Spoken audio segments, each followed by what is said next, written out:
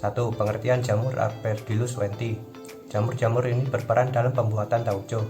Proses pembuatannya mengalami 2 tahap fermentasi, yaitu 1. Adanya peranan jamur Aspergillus wenti dan Aspergillus oryzae. Protein akan diubah menjadi protein terlarut, peptida, pepton, dan asam amino. Sedangkan karbohidrat diubah oleh aktivitas enzim amilotik menjadi gula reduksi. 2. Fermentasi kedua menghasilkan tauco yang merupakan aktivitas bakteri Lactobacillus sp. Gula yang dihasilkan pada kecap proses fermentasi diubah menjadi komponen asam amino yang menghasilkan rasa dan aroma khas tauco.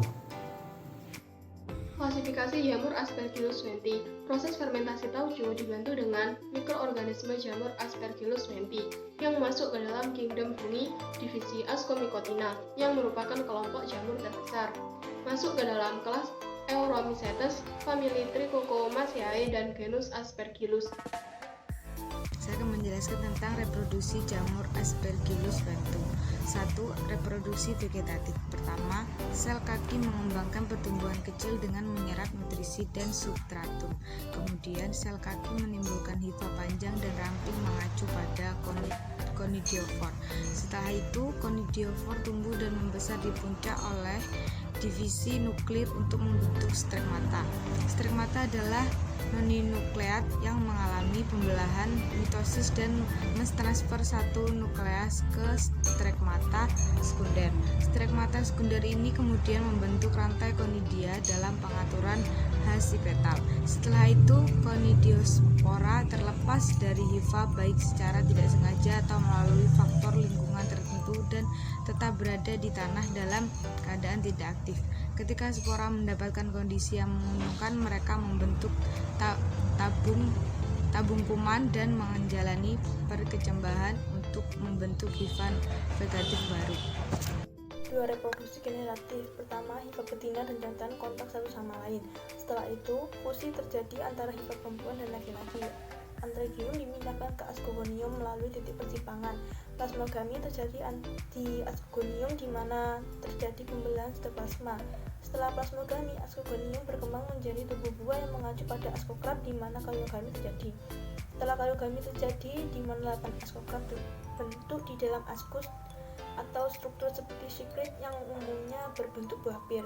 Kemudian terjadi pematangan ascokrab yang membentuk pelindung yang mengacu pada peridium. Kemudian dengan pematangan ascus, ascopora dilepaskan oleh lisis ascus dan kemudian oleh dinding ascokrab. Ascopor tetap tidak aktif di lingkungan yang berbentuk uniseluler dan berbentuk roda. Dinding ascoporanya berdiferensiasi menjadi 3 lapisan. Lapisan luarnya tebal, lapisan tengahnya disebut epispor, dan lapisan dalamnya tipis.